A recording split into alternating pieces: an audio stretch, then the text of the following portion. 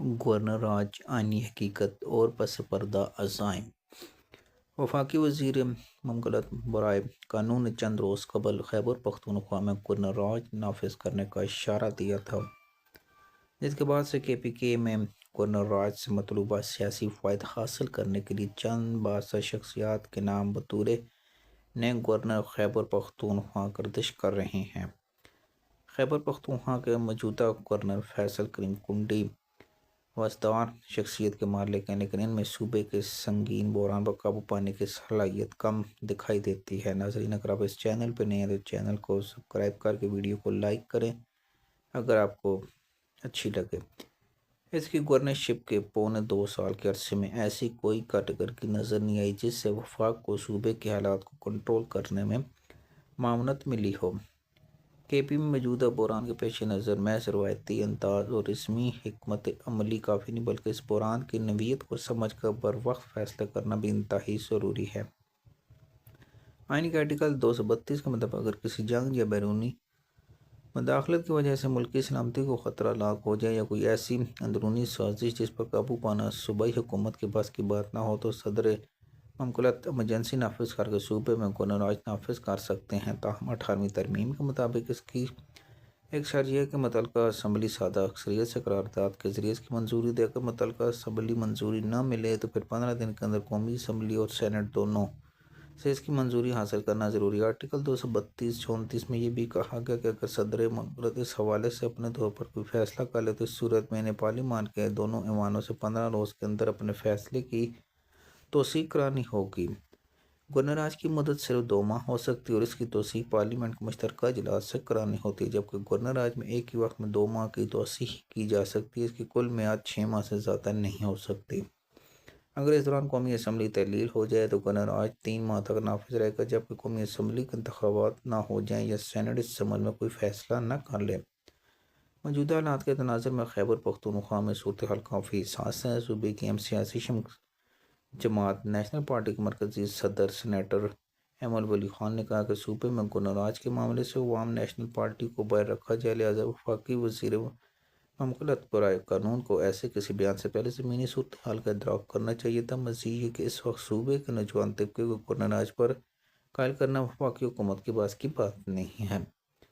کے پی کے میں گورنر راج نافذ کرنا آسان کام نہیں ہوگا۔ میں یہ سمجھتا ہوں کہ گورنر راج کا بیان محض وزیر اعلیٰ سہیل علی افریدی کو دباؤ میں لانے کے لیے دیا گیا، تاہم بعض حلقوں کا کہنا ہے کہ خیبر پختونخوا میں دہشت گردی کی سنگین صورتحال کے پیش نظر وفاقی حکومت صوبے میں گورنر راج نافذ کرنے پر وقتاً غور کر رہی ہے۔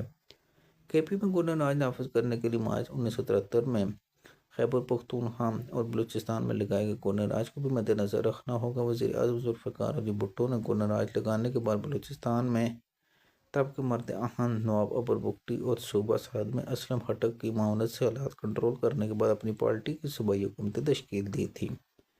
موجودہ حالات مختلف ہیں، جبکہ پاکستان اور افغانستان کے مابین عسکری تصادم کے خدشات بھی موجود ہیں۔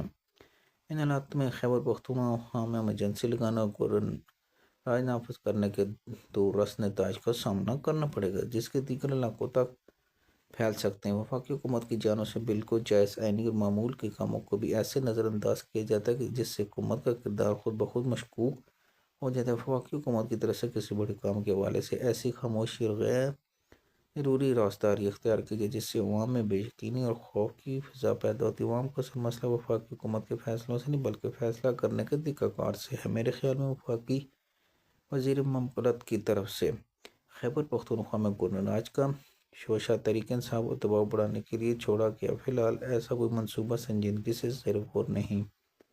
موجودہ حالات میں گورنر کو تبدیل کر کے کسی قدآوش سیاسی شخصیت کو کے پی کا گورنر لگانا بہتر ہے گا۔ اگر خیبر پختونخوا میں ایمرجنسی اور گورنر راج نافذ کیا گیا تو بلوچستان اور سندھ کے حالات بھی خراب ہو سکتے ہیں، جس سے ملک میں مڈ ٹرم الیکشن کی راہ ہموار ہو سکتی ہے۔ لیاقت علی خان کی شہادت کے بعد سے مقتدر اور ملک کی سیاسی قیادت بہت کم ایک بینچ پر رہے ہیں۔ دونوں کے درمیان کبھی مکمل تعاون، کبھی ٹکراؤ، کبھی مقتدرہ کا مکمل کنٹرول دیکھنے میں آیا۔ دونوں فریقین ریاست کے ستون مگر طریقہ کار، سوچ، ترجیحات مختلف ہیں۔ موجودہ سیاسی منظرنامے میں یہ بات واضح ہے کہ اگر مقتدر اور ملک کی سیاسی قیادت ایک پیج پر ہے تو اس کی وجہ صرف موجودہ بحران نہیں بلکہ کچھ تاریخی واقعات نے یہ راہ ہموار کی جنہیں سمجھنا بہت ضروری ہے۔ خیبر پختونخوا وفاق میں بڑھتے تنازعات کے اثرات میں سیاسی نہیں بلکہ سماجی سطح پہ بھی اثرات محسوس ہے کہ بروقت اقدامات نہ کیے گئے تو سیاسی انتشار میں اضافہ جس سے نہ صرف صوبے قومی سطح پہ بھی انتظامی اور سیاسی چیلنج پیدا ہو۔ لہٰذا ضروری ہے کسی بھی اقدامات سے قبل اسٹیک ہولڈر کے ساتھ مشاورت کی جائے، آئینی دائرے کے اندر رہتے ہوئے فیصلے کیے جائیں۔ دوسری جانب پر خبر ذرائع کے مطابق نواز شریف کے حالیہ بیان کا بغور تجزیہ کر رہی ہے۔ نواز شریف جنرل قمر جاوید باجوہ کا احتساب چاہتے ہیں جبکہ ریاست دار عمران خان کے حالیہ بیانات میں بھی شدید تحفظات ہیں۔ اس طرح 18ویں ترمیم میں تبدیلی روکنے کے نئے نفاذ کے حوالے سے بلاول بھٹو کا متحرک دکھائی ملک کے آئین میں چند مزید ترامیم درکار اقلیتی اور خواتین کی مزدور نشستوں کے حوالے سے آئین کے آرٹیکل 224 میں ترمیم کر کے آرٹیکل 26 کی روح کو بحال کرنا ہوگا تاکہ آئینی ڈھانچہ مزید مستحکم ہو سکے۔ ادھر 28 نومبر کو اقوام متحدہ کے ہائی کمیشن پر انسانی حقوق فولکر ترک نے آئین میں پاکستان میں ہونے والی 27 ترمیم کے حوالے سے اظہار خیال کرتے ہوئے کہا کہ یہ عدلیہ کی آزادی کو محدود کرتی ہے اور احتساب قانون کی حکمرانی سے سنگین